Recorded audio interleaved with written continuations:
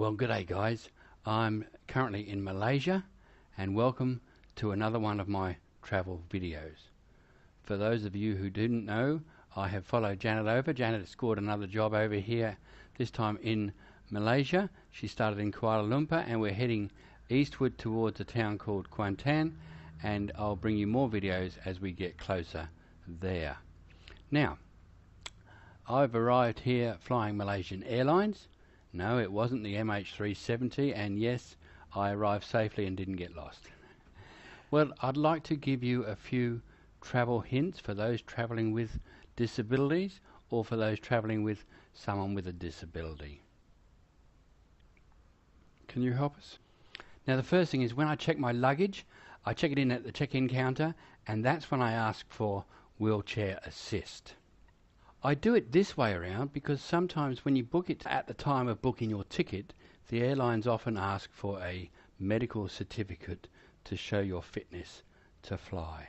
Also, when I ask for it at the check-in counter, they quite often find me a seat with an empty space next to it. This is not always possible when there's a full flight, but 50% of the time it works.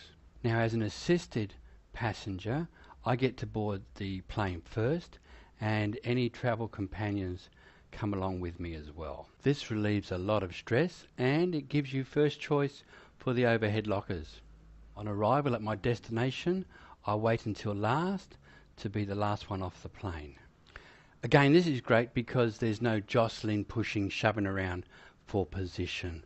As an assisted passenger, a wheelchair is often waiting for me when I get off the plane. Sometimes there's even a golf cart. By the way, I've never been the only wheelchair-assisted passenger on board.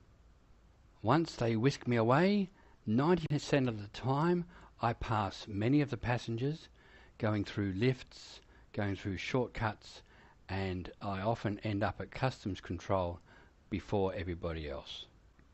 The customs process is very easy. My handler handles all the paperwork while I just sit back and watch. My last few trips, they've even collected my bags from the carousel and whisked me straight through the green zone in customs. So anyway, my trip to Kuala Lumpur was very easy. It took about 7 hours.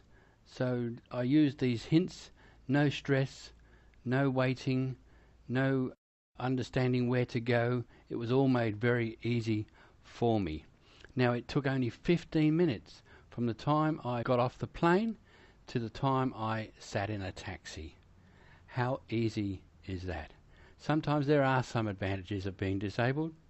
So what I'd like you to do, if you were interested in these videos, I'd like you to subscribe. There's a button down below. I'll also run a blog from time to time. I'll leave a link in the description below as well.